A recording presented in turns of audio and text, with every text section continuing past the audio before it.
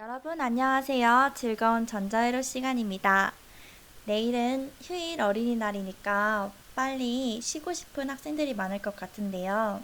수업을 빠르게 끝낼 테니까 집중해서 들어주시길 바랍니다. 바로 수업 시작할게요. 오늘의 목차입니다. 저번 시간에 이어서 반도체 재료와 PM 접합에 대해서 좀 더 자세히 배워보는 시간을 가질게요. 오늘은 저번 주에 배웠던 내용을 좀 더 깊이 있게 배워보는 시간입니다. 그래서 오늘의 순서는 첫 번째 복습하기, 두 번째 진성 반도체, 세 번째 공유 결합, 네 번째 불순물 반도체, 다섯 번째 P형 반도체, 여섯 번째 N형 반도체에 대해서 순서대로 공부해 보도록 하겠습니다. 다 저번 시간에 한 번씩은 들어봤던 이야기들이죠? 수업을 시작하기에 앞서 저번 시간에 배웠던 내용들을 한번 훑어볼게요. 첫 번째, 반도체란 도체와 부도체 사이로 4개의 결합을 하는 원자로 이루어진 물질이다. 두 번째, 도핑. 순수한 반도체에 약간의 불순물을 첨가하여 반도체의 성질을 바꾸는 기술로 이렇게 도핑한 반도체를 불순물 반도체라고 합니다. 이 불순물 반도체에는 두 가지 종류가 있었는데요. N형 반도체와 P형 반도체였죠. N형은 전자가 추가된 것, P형은 전공이 추가된 반도체이다. 마지막으로 다이오드에 대해서도 배웠었어요. 다이오드는 전류를 한쪽 방향으로만 흐르게 만들어주는 것이다. 여기까지 배웠었죠? 자, 진성 반도체, 순수 반도체에 대한 공부부터 시작해 볼게요. 반도체는 정기적인 성질을 이용한 신소재예요. 먼저 반도체는 규소나 저마늄 같은 물질을 사용해서 만듭니다. 규소나 저마늄, 하나의 원소로만 이루어진 반도체를 진성 반도체 또는 순수 반도체라고 합니다. 규소는 원자 번호가 14번이고요. 저마늄은 원자 번호가 32번입니다. 원자 번호를 알 필요는 없지만 둘 다 14족 원소라는 것은 기억해 두면 좋을 것 같아요. 14족 원소면 원자과 전자가 몇 개인 거죠? 4개입니다.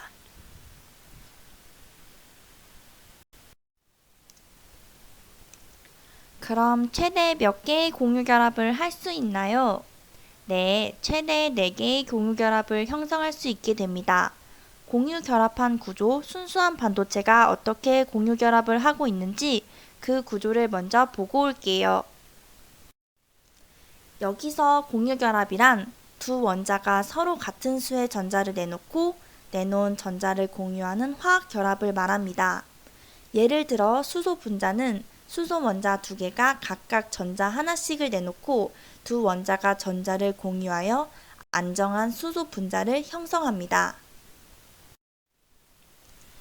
여기 그림에는 실리콘으로 규소로 이루어진 순수한 반도체가 나와 있어요. 원자과 전자가 4개라고 했었죠. 여기 회색으로 되어 있는 부분이 전부 전자입니다. 이 친구의 원자과 전자가 4개라고 했기 때문에 자기 거 4개를 노란색으로 그린 거고요. 주변에서 전자를 공유하면서 공유 결합을 합니다. 앞에서 최대 4개의 공유 결합을 형성할 수 있다고 이야기했었습니다. 1번이 준 전자 하나, 2번이 준 전자 하나, 3번이 준 전자 하나, 4번이 공유해준 전자 하나 해서 이렇게 안정된 구조를 형성하고 있어요. 바둑판처럼요. 물론 이 부분이 규소가 아닌 저마늄으로 바뀌어도 마찬가지겠죠? 규소나 저마늄으로 이루어진 순수한 반도체 같은 경우에는 안정한 공유 결합이 형성하고 있기 때문에 안정하다고 봅니다. 안정하기 때문에 전류가 잘 흐르지 않습니다. 전류가 잘 흐른다는 건 뭔가 전하를 띤 입자가 움직여야 한다 라는 건데, 여기서는 안정한 공유 결합을 형성하고 있어서 모든 전자가 전류가 잘 흐르지 않아요. 그런데 만약 여기에다가 다른 원소를 섞게 되면 전류가 잘 흐를 수 있게 됩니다. 다른 원소를 섞는 것을 불순물을 첨가한다고 이야기를 하고 이 행위를 도핑이라고 합니다. 이렇게 불순물을 첨가해서 도핑을 하게 되면 더 이상 순수한 반도체가 아니기 때문에 불순물 반도체라고 부르게 되고요. 이 불순물 반도체는 순수한 반도체에 비해 전류가 잘 흐르게 됩니다. P형의 P는 포지티브라고 했습니다. 이 P형 반도체의 경우에는 어떤 불순물을 도핑한 것이냐? 바로 13족 원소를 도핑한 반도체입니다. 그림을 먼저 보면 저마늄으로 이루어져 있던 순수한 반도체에다가 13족 원소인 붕소를 도핑한 그림을 보고 있어요. 13족 원소이면 원자과 전자가 몇 개였죠? 3개였습니다. 그림처럼 붕소와 같은 13족 원소가 딱 들어오게 되면 13족 원자의 경우 원자과 전자가 3개이기 때문에 기존에 저마늄이 있던 것에 비해 전자 하나가 부족하게 됩니다. 그 결과 원래 전자가 차있던 자리에 전자가 없어지게 되죠. 부족해지게 되는 거죠. 원래 전자가 있었는데 전자가 없어진 자리를 뭐라고 불렀었죠? 네, 바로 전공 또는 홀이라고 합니다. 전자가 있던 자리에 전자가 더 이상 없는 자리가 생겼어요. 그럼 불안정한 상태가 되겠죠? 주변에 있는 전자들이 이 전공을 메꾸기 위해 움직이게 됩니다. 비어있던 부분을 채우면 채우러 온 전자가 있던 자리는 또 비워지게 됩니다. 그럼 또다시 전공이 생기게 됩니다. 그 결과 또 다른 부분에 있던 전자가 이동을 하게 되고요. 또 그 부분에는 양공이 생기게 되죠.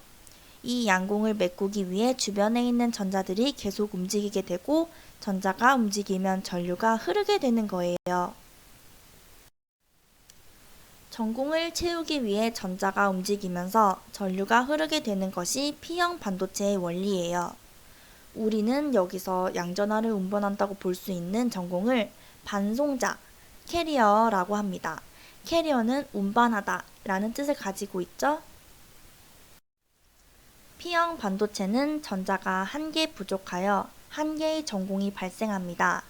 양전기를 띠는 전공의 개수가 많으므로 전공은 다수 반송자, 다수 운반자가 되고 전자는 소수 반송자가 됩니다. 또한 P형 반도체를 만들기 위해 첨가된 불순물을 억셉터라고 합니다. N형에서 N은 네거티브라고 했었습니다. N형 반도체는 원래 순수한 반도체에다가 15족 원소를 도핑한 것입니다. 여러분이 알고 있는 15족 원소는 대표적으로 인과 같은 원소가 있습니다. 15족 원소는 원자과 전자가 몇 개죠? 5개입니다. 원래 저마늄으로만 이루어져 있다면 원자과 전자가 4개였을 텐데 그 자리에 인이 들어오게 되면서 원자과 전자가 5개가 되게 되고 그 결과 남는 전자가 생기게 됩니다. 그럼 이 남은 전자는 자유롭게 돌아다니게 됩니다. 이 전자를 자유전자라고 부릅니다. 15족 원소를 불순물로 사용하게 되면 결합에 참여하지 못하는 전자 1개가 남게 되어 자유전자 개수가 많아집니다.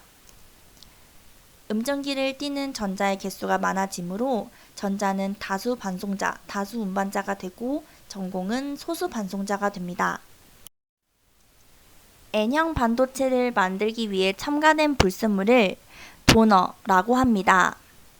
주입된 불순물 원소당 전자 1개씩 남겨주게 되므로 준다, 공유하다 라는 의미를 갖고 있습니다. 이 도너를 잘 기억해 두세요. 선생님이 형성평가로 낼 문제 1번 정답입니다. 15족 원소를 도핑해서 자유전자가 생기게 되고 이 자유전자가 돌아다니게 되면서 전류가 흐르게 되는 것이 N형 반도체의 원리입니다. 전공을 만들던지 자유전자를 만들던지 해서 전류가 잘 흐르도록 만들어주는 거죠. N형 반도체와 P형 반도체를 비교하는 표를 통해서 오늘 배웠던 내용을 정리하고 퀴즈 문제에 무엇이 나올지 알려드리도록 하겠습니다. N형 반도체에는 첨가하는 불순물이 15족 원소였던 인이 있었죠. 이 첨가하는 불순물의 이름을 도너라고 합니다. P형 반도체는 13족 원소인 붕소나 알루미늄을 첨가했었는데요. 이를 억셉터라고 합니다. N형 반도체에서의 다수 반송자는 전자이고 P형 반도체의 다수 반송자는 전공입니다. 이따가 퀴즈 문제로 나올 테니까 정답을 잘 기억해 주세요. 다음 시간에는 이번 시간에 이어서 PN 접합과 다이오드에 대해서 공부해 보도록 하겠습니다. 수고하셨습니다.